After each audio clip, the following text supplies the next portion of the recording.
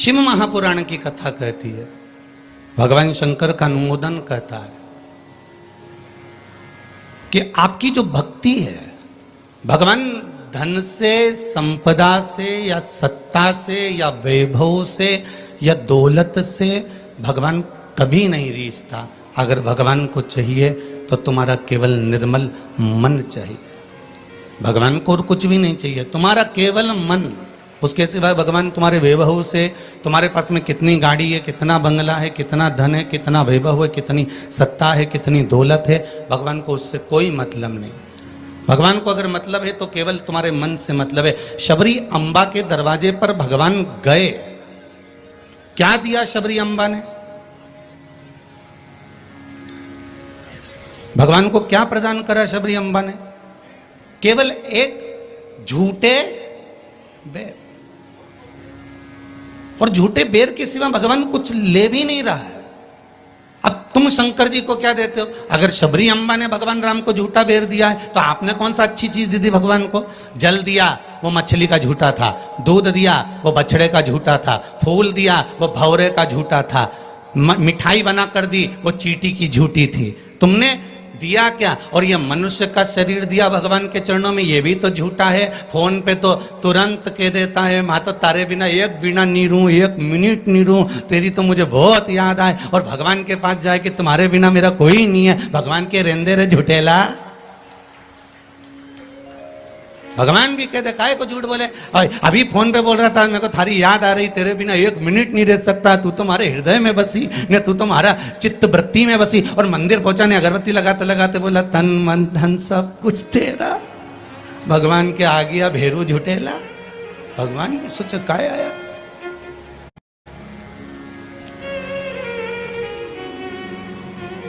अगर शबरी अम्बा ने झूठा बेर दिया है तो हमने कौन सी अच्छी चीज भगवान को दे दी है? हमने क्या भगवान को अच्छा दे दिया है? हम भी तो झूठा ही दे रहे हैं। पुष्प दिया, वो भी झूठा था। जल दिया, वो मछली का झूठा था। दूध दिया, वो गाय के बछड़े का झूठा था। मिठाई दी, वो चींटी की झूठी थी। हम जो परमात्मा को दिए वो सब कुछ झूठा था। यहां तक हम भगवान का जो स्मरण भी कर रहे हैं, कई लोग भगवान के मंदिर में बैठकर घंटों तक माला पकड़कर भी अगर भगवान के मंदिर में बैठकर भजन कीर्तन स्मरण कर रहे हैं तो वो ये सोचे कि नहीं ये सत्य है, तो उसने उसमें भी छल कर दिया। थोड़ी देर तक तो मन लगता है, उसके बाद ये चित्त, ये वृत्ति, ये मन कहीं ना कहीं डोल जाता है। इस मन को लोग कजन कहां लेकर चले जाते हैं। बड़ा बड़ा कठिन है महाराज, ये बड़ा कठिन।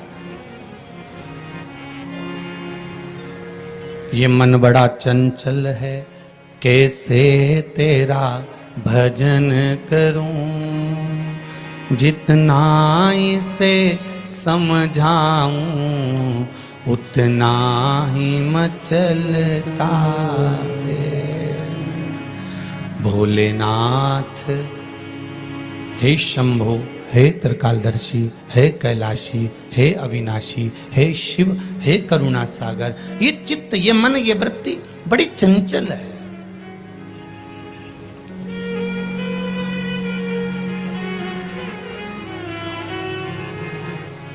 अगर ये मन, ये चित्त, ये वृत्ति थोड़ी भी परमात्मा में लग गई तो जीवन की सार्थकता हो गई।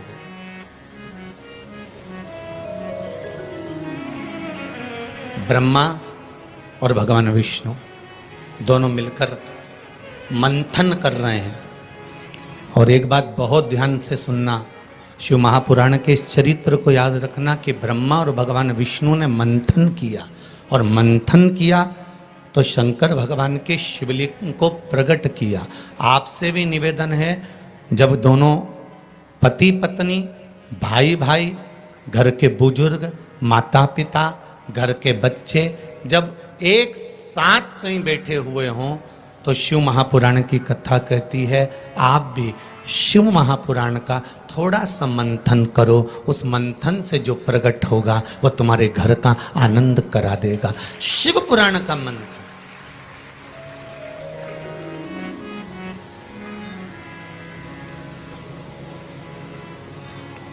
थोड़ी देर अपने माता पिता के पास में जाकर बैठा करो, थोड़ी देर जब घर से जाते हो तो अपने घर में जो मंदिर है, अपने घर में जो देवालय है, अपने घर में जो शिव जी हैं, अपने घर में जो राम जी हैं, अपने घर में जो ठाकुर जी हैं, अपने घर में जो कृष्ण हैं, अपने घर में जो देवता विराजमान हैं, आप उनके पास जाकर बैठकर फिर अपने गंतव्य की ओर अपने कार्य के लिए जाइए। और शाम को जब आओ तो पत्नी और बच्चों से, परिवार से बाद में मिलो।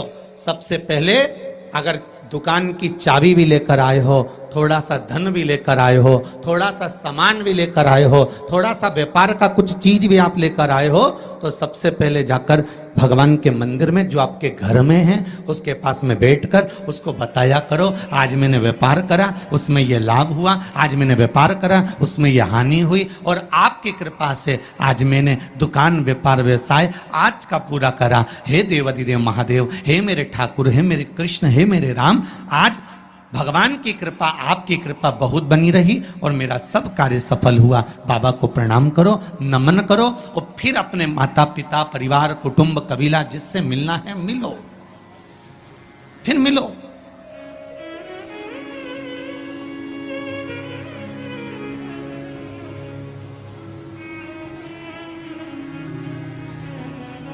आज किसी ने एक प्रश्न किया था सुबह, गुरुदेव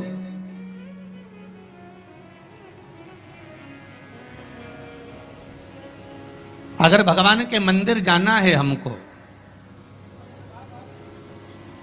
और शरीर में अगर कष्ट है, शरीर में अगर रोग है, शरीर में अगर बीमारी है, शरीर में अगर दुख है, शरीर में अगर कष्ट है, तो क्या नहाना जरूरी है?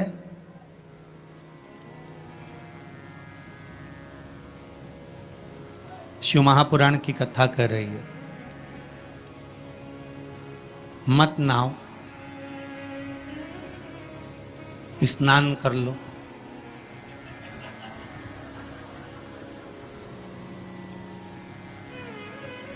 मत नहाओ, स्नान कर लो।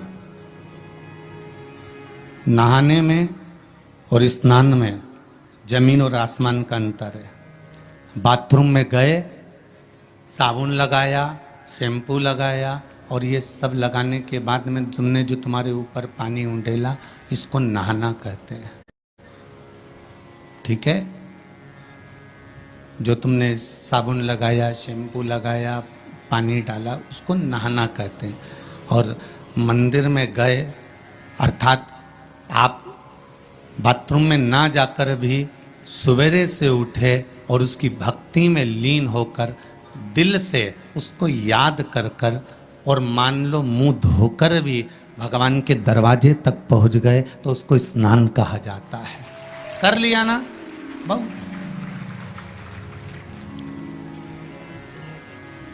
नहीं है ना शरीर में बल?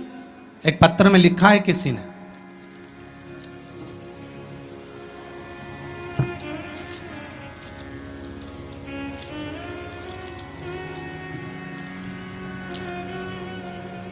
मैं बदनावर धार के पास बालोदा में रहती हूँ। मेरा नाम शांति बाई कुमावत है। कहीं बैठी हो तो खड़ी हो जाएं। आप ही हैं? दोनों हाथ हिला दो एक बार। मेरा नाम शांति बाई कुमावत है। गुरुदेव, आज मैं अपने पैरों पर खड़ी हूं और घूम रही हूं, ये शिव की ही कृपा है, शंकर की कृपा है। मैं कैंसर से पीड़ित हूं, बहुत सारे अस्पतालों में मेरा इलाज हुआ है। ऐसा कोई हॉस्पिटल गुजरात का, राजस्थान का और महाराष्ट्र का नहीं जहां पर मेरा इलाज नहीं हुआ। रह रह कर कैंसर उपज रहा था, परेशान हो गई थी गुरुदेव। तब बाबा की कृपा से डॉक्टर ने कह दिया अब तुम्हारे शरीर में और ऑपरेशन का दम नहीं बचा, इसलिए अब तुम भगवान के ही सहारे जियो। और डॉक्टर ने अगले ऑपरेशन करने से मना कर दिया। मैं घर आ गई, शिव महापुराण की कथा सुनी और गुरुदेव अब मैंने भी विचार कर लिया कि ये शरीर मैंने शंकर को दे दिया। और गुरुदेव एक बेलपत्री शिव जी पे चढ़ी हुई अपनी पोती से, बेटों से बुलवाती और उस बेलपत्री को जल के साथ खाना चालू कर दिया, 2 कदम भी नहीं चल पाती थी क्योंकि कैंसर के ऑपरेशन इतने हुए थे। गुरुदेव, आज मैं इस पंडाल में बैठकर कथा सुन रही हूं, ये शिव की ही कृपा है, ये शंकर की करुणा। एक बात बहुत सुंदर आपने लिखा है शांतिबाई जी, माता जी, कि गुरुदेव जांच भी कराई, अब डॉक्टर बोल रहा है तुम तो ठीक होती चली जा रही हो, ऑपरेशन की भी जरूरत नहीं है। अब बाबा की यह कृपा हुई है, ये करुणा है। बैठो मां, बैठो। हर हर महादेव। ये शिव की कृपा है, ये शंकर की करुणा, ये शंकर की उदारता है, ये शंकर की दया है, ये शिव करुणा है।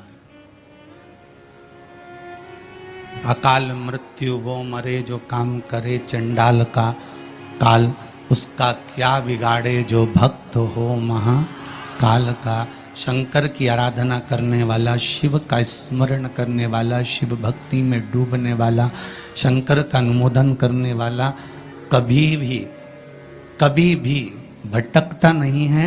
शिव उसको मार्ग तक पहुंचा ही देता है, पहुंचाएगा।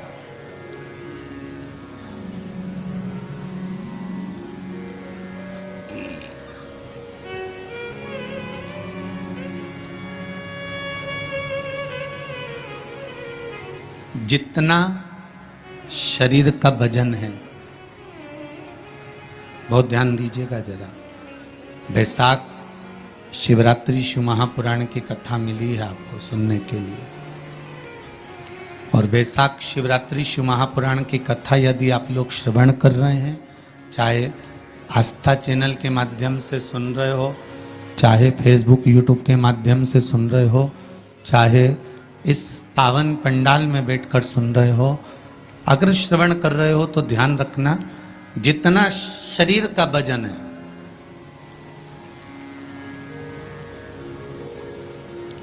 70 kilo, 25 kilo, 20 kilo, 15 kilo, 50 kilo,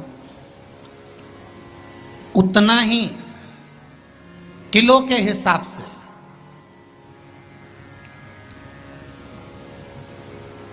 10 kilo है तो ये मन में भाव लगा लेना कि मुझे दिन भर में 10 बार भगवान को धन्यवाद देना है कि तूने ये शरीर दिया, चित्त वृत्ति दी, ये मन दिया, ये बुद्धि दी, ये पूरा जीवन मुझे दिया, ये आपकी कृपा से मिला है, आपको समर्पित है और आप ही को दे रहा हूँ। 10 किलो के हो तो 10 बार आप भगवान को धन्यवाद दीजिए, 20 किलो के हो तो 20 बार धन्यवाद दीजिए, 80 किलो के हो तो 80 बार धन्यवाद दीजिए, 90 किलो के हो तो 90 बार धन्यवाद दीजिए कि ये आपकी कृपा से मुझे प्राप्त हुआ है, कोई दूसरा देने वाला नहीं है मुझको, केवल आप दे रहे हो, उसके सिवाय कुछ नहीं मिला।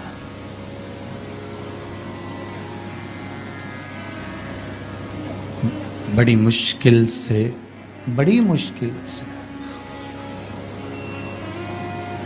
उसने कृपा कर कर यहां भेजा है अपने को, बड़ी मुश्किल से भेजा। शंभो शरणे पड़ी, मांगू घड़ी रे घड़ी, दुख काटो दया करी ने दर्शन।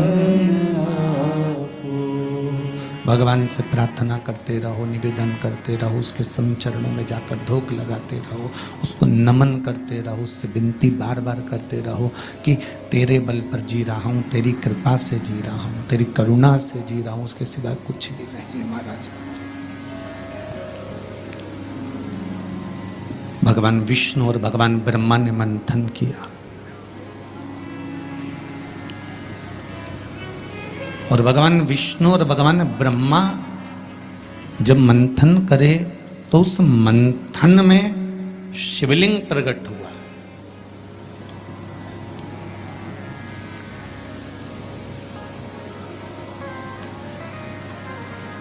मंथन में शंकर का प्रकट होना बहुत बड़ी बात है।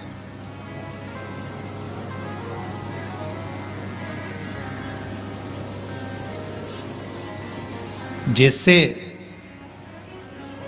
बात बात में शिवजी का नाम, शंकर का यश, शंकर भगवान का गुणगान, शंकर भगवान की भक्ति की बात आपके मुख पर अगर बार बार आ रही है ना, आप बार बार कह रहे हैं कि बड़ी कृपा करी साहब, मैंने तो पशुपति व्रत करा था और भगवान ने मेरा ऐसा कर दिया, मैंने भगवान को मूंग चढ़ाया था और भगवान ने ऐसा कर दिया, मैंने चावल चढ़ाया था भगवान को और भगवान ने ये कर दिया, मैंने भगवान को बेलपत्र चढ़ाया था, भगवान ने मेरा ये काम कर दिया, भगवान को मैंने धतूरा चढ़ाया था, भगवान ने मेरा ये काम कर दिया। आप बार बार शिव जी का यशगान गाते हो ना, यश गुण गाते हो, तो उसमें भी एक सुख का अनुभव होता है।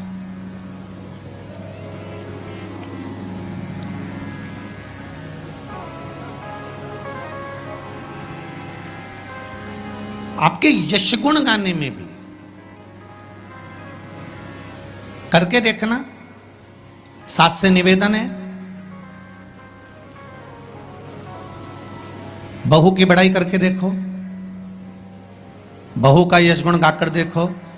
कितनी भी बुरी बहू हो, कितना भी अपशब्द कहती हो, कितना भी ताना देती हो, कितनी भी गाली देती हो, कितना भी आड़ा टेढ़ा बोलती हो, भले तुम्हें संभालती हो ना संभालती हो, तुम्हारा सम्मान करती हो ना करती हो, तुम्हारा आदर करती हो ना करती हो, उसके बाद भी तुम 4 लोगों से अपनी बहू की बड़ाई कर कर देखना।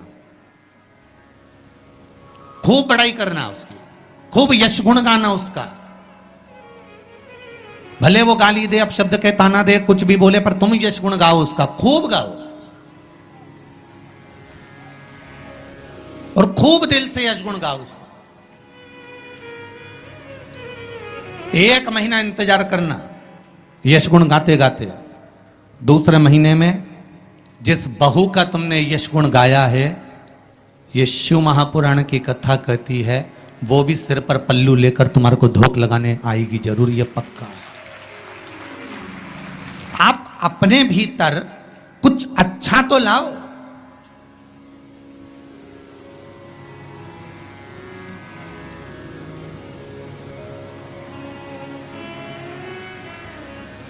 कुछ अच्छा ढूंढने का प्रयास तो करो।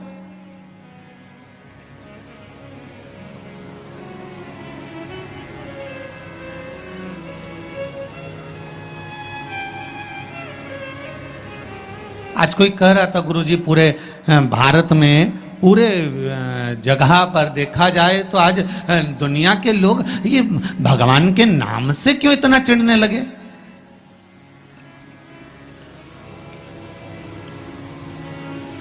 भगवान के नाम से, राम नाम से, शिव नाम से, कृष्ण नाम से, ये दूसरे लोग आखिर चिढ़ते क्यों? तो हमने कहा सीधी सीधी बात है कि रामचरितमानस में भी वर्णन आया कि जब जब रामचरितमानस में जब जब राम जी की सेना के लोग जय जय श्री राम चिल्लाते थे, तब तब जितने राक्षस थे वो सब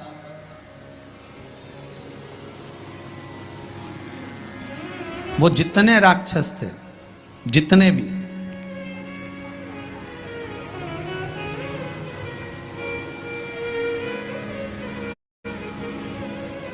राम सेना के दल के लोग जब जब श्री राम चिल्लाते थे, जितने भी राक्षस थे वो सब भिनक जाते थे, सब भिनकते थे, सब गुस्सा करते थे, सब क्रोध करते थे। जब उस समय पर भगवान के नाम से राक्षस भिनक जाते थे, तो आज के समय के राक्षस भी तो जय जय श्री राम करने पे भिनकेंगे कि नहीं भिनकेंगे? जरा विचार तो करो।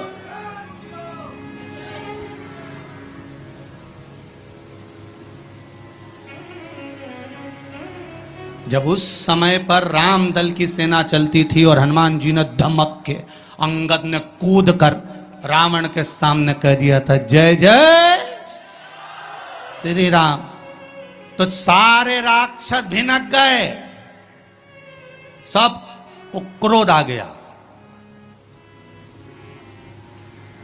सबको गुस्सा। तो जब त्रेता में ये हाल था राक्षसों का राम नाम से, तो फिर तो ये तो कलयुग है।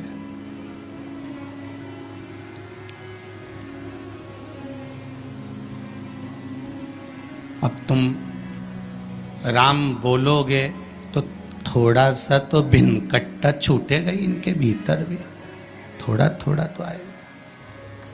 पर आग लगे बस्ती में, अपन रहो मस्ती में, जो ज्यादा भिनके नहीं तो उसको भिनकने दो। तुम तो जोरदार खजूर वाली चोटी बना के बिंदी लग तैयार होके भगवान के मंदिर जाओ और राम नाम गुण गाओ, शिव का स्मरण करो, लोटा भर के जल चढ़ाओ, शंकर का भगवान का भजन करो। शिव की भक्ति में जितने जितने लग सकते हो उतने लगो, कुछ नहीं बिगड़ेगा। एक लोटा पानी जो भगवान शंकर को समर्पित करता है, मरने के बाद तुम्हारी औलाद तुम्हारा किसी पवित्र नदी में तर्पण करे ना करे, तुम्हारा शिव को दिया हुआ जल तुम्हारे खाते में पहुंच जाता। आपने जो शंकर भगवान को एक लोटा जल दिया है, शिव जी को एक लोटा पानी चढ़ाया, शंकर भगवान को एक लोटा जल समर्पित करा है, शंकर भगवान को एक लोटा जल अगर आपने दिया है तो वो आपके खाते में पहुंचेगा जरूर, ये निश्चित है, पक्का है।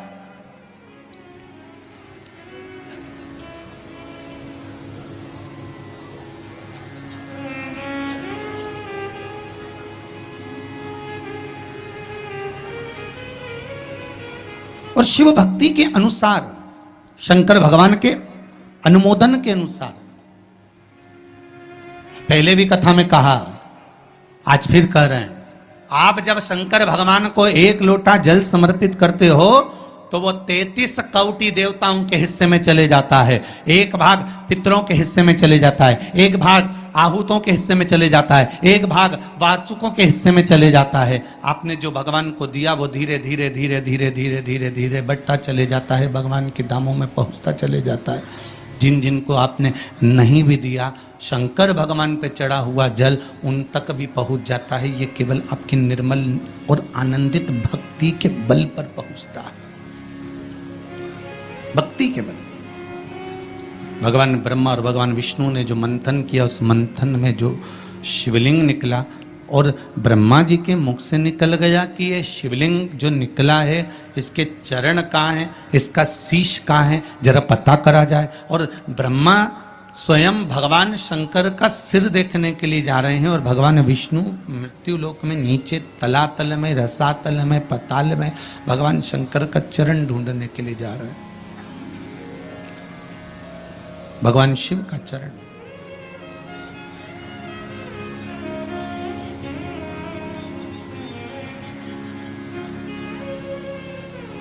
गए दोनों, वो ऊपर गए, ये नीचे गए देखने के लिए। कई लोग शिव महापुराण की कथा, स्मरण, भजन, कीर्तन सुनने के लिए नहीं जाते हैं। मंदिर में कई लोग भगवान शंकर पर जल चढ़ाने नहीं जाते, कई लोग ये देखने के लिए जाते हैं कि कौन आया कौन नहीं आया, किसने सुना और किसने ना सुना,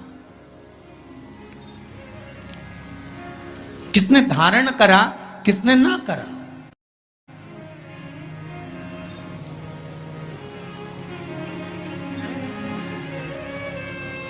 अब ब्रह्मदेव ऊपर गए, इतने ऊपर पहुंच गए, इतने ऊपर पहुंच गए, इतने ऊपर पहुंच गए कि उनके भीतर अभिमत्ता, अहंकार थोड़ा थोड़ा समाहित होने लगा, और उन्होंने केतकी के पुष्प को तोड़ लिया और केतकी के पुष्प से कहा कि तुम नीचे चलो मेरे साथ में, भगवान विष्णु के सामने चलकर कह देना कि मुझे भगवान शंकर का शीश मिल गया है। केतकी के फूल ने कहा कि यदि मैं झूठ बोलूंगा तो वो श्रेष्ठता कैसे रहेगी?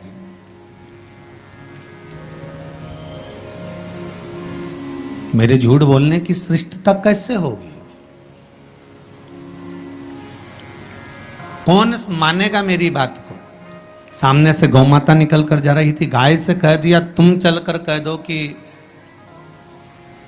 तुम चलकर कहो कि भगवान ब्रह्मदेव को भगवान शिव का शीश मिल गया। गाय कहती है मैं क्यों झूठ बोलूं? उसको भी थोड़ा सा लोभ दिया गया और केतकी के पुष्प को भी थोड़ा सा लोभ दिया गया। दोनों को थोड़ा थोड़ा लोभ प्रदान करा। और शिव पुराण कथा कहती है कि जब व्यक्ति के जीवन में थोड़ा सा लोभ उपज जाता है, थोड़ा सा लालच आ जाता है, तो फिर जीवन का किया हुआ सारा कर्म उसका बेकार हो जाता है। और वही हुआ है। केतकी के पुष्प के मन में ये लोभ जाग गया कि मैं ब्रह्मा जी के द्वारा सिंचित हो जाऊंगा, आनंदित हो जाऊंगा। और गाय के मन में ये लोभ जाग गया कि ब्रह्मा जी कह रहे हैं कि सबसे पहली रोटी आपको प्रदान कर दूंगा, तो ये लोभ ही तो जागा। कोई भी चीज करो,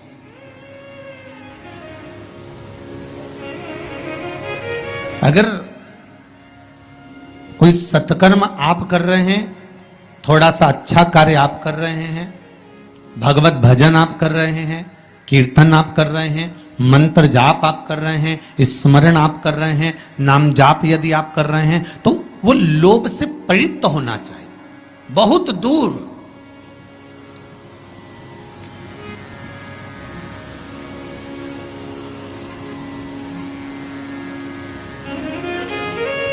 आपके भीतर वो उपजे ना।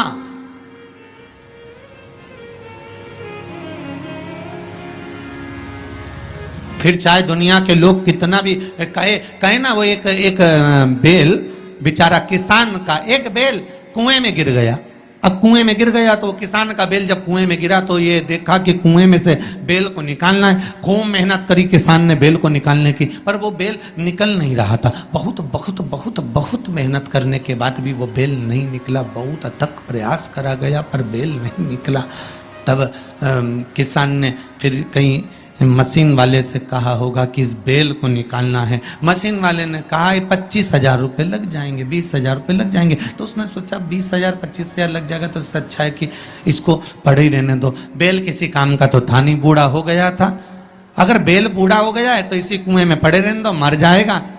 इसी कुआं भी सूख गया है, इसमें कोई दिक्कत वाली बात नहीं, अपन कचरा पटकते जाएंगे, बेल को वहीं की वहीं दबा देंगे। गाँव के लोगों से कह दिया मेरा बेल कुएं में गिर गया है और ये बूढ़ा हो गया था। एक काम करो, तुम्हारे गांव का जितना भी कचरा है ना, घर वाले वो सब लाकर इसमें डालते हैं ना, बेल मर जाएगा, धीरे धीरे उस पे मिट्टी डल जाएगी। गांव के लोगों ने कचरा लाकर डालना चालू करा। जैसे जैसे बेल के पास में कचरा पटकना प्रारंभ करा, बेल भी समझदार था। इधर कचरा पटकते तो इधर पांव रखकर खड़ा हो जाता, इधर पटकते तो इधर पांव रखकर खड़ा हो जाता। धीरे धीरे पूरा कुआं भराते चले गया और बेर कचरे पर पांव रखते रखते रखते रखते रखते रखते बाहर।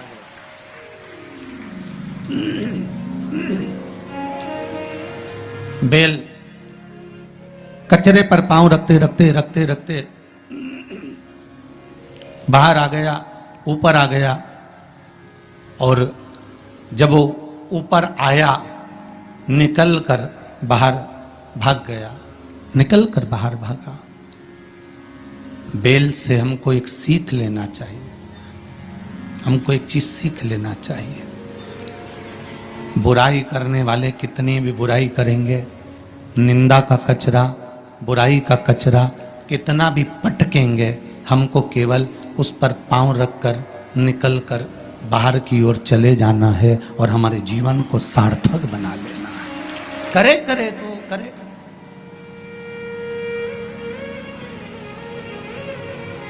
अब शब्द कहने वाला कहता रहे, ताने देने वाला देता रहे, गाली देने वाला देता रहे।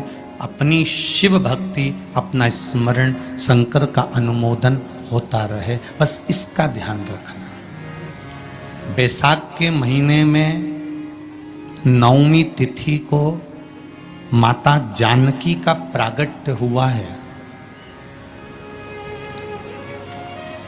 पृथ्वी से।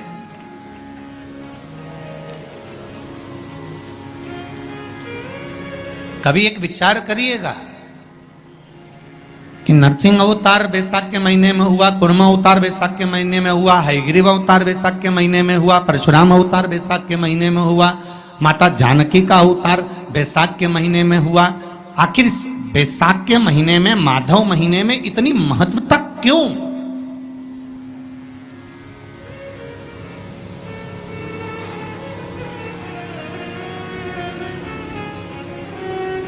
बैसाख के महीने में पड़ने वाली एकादशी, चतुर्थी, प्रदोष, अमावस्या, पूर्णिमा, शिवरात्रि, ये सभी इतनी महत्वपूर्ण क्यों हो जाती है?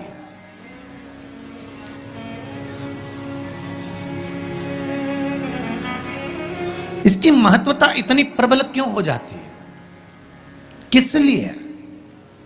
क्योंकि बैसाख का जो महीना पड़ता है, सूर्य की संपूर्ण तपन, सूर्य देव अपने पूर्ण तेज के साथ में, पूर्ण तेज के साथ में मृत्यु लोक के निवासियों पर, चाहे जलचर हो, थलचर हो, वायुचर हो, चाहे जो जीव हैं, उस पर जब किरण फेंकते हैं तो संसार का जो मनुष्य है उस पर जब ताप पड़ता है तो ताप पड़ने के कारण उसके मुख से भगवान का नाम निकल ही जाता है, स्मरण नाम निकल ही जाता है। जब उसके मुख से भगवान का नाम निकलता है तो वो भगवान की शरणागति खुद ग्रहण कर लेता है स्वयं।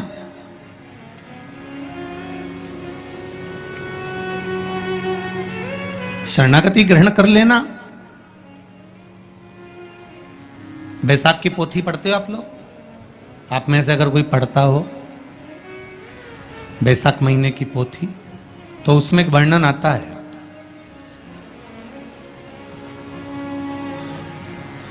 गीता प्रेस गोरखपुर के कल्याण अंक में भी आप ये पावन बैसाख चरित्र श्रवण कर सकते हैं। उसमें बैसाख महीने की पोथी में 10वें दिवस की कथा में 10वें अध्याय में एक व्याध और शंख मुनि का चरित्र आता है।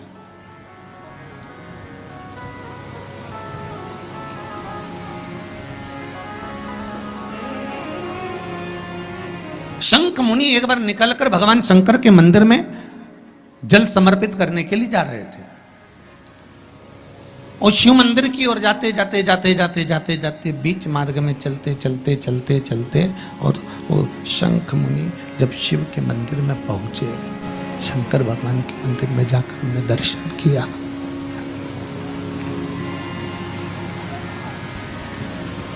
जल का पात्र उठाया और वो जल का पात्र उठाकर जब भगवान शिव को समर्पित कर रहे थे तो उसी समय जल का पात्र उठाकर जब शंकर भगवान को समर्पित करा गया और शंख मुनि निकलकर जब बाहर आ रहे थे, आते आते शंख मुनि के मन में एक भाव उत्पन्न हो गया कि जब हम भगवान शिव को कुछ वस्तु समर्पित करते हैं तो उसका फल, उसका पुण्य फल हमें कितने समय में प्राप्त होता है। ये शंख मुनि के मन में एक विचार जागृत हो गया, शंख मुनि के मन में एक भाव जागृत हो गया।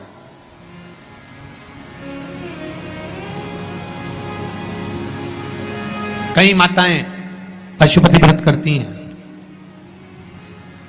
कई ऐसी भी माताएं हैं जिन्होंने 2-3 बार पशुपति व्रत कर लिए होंगे।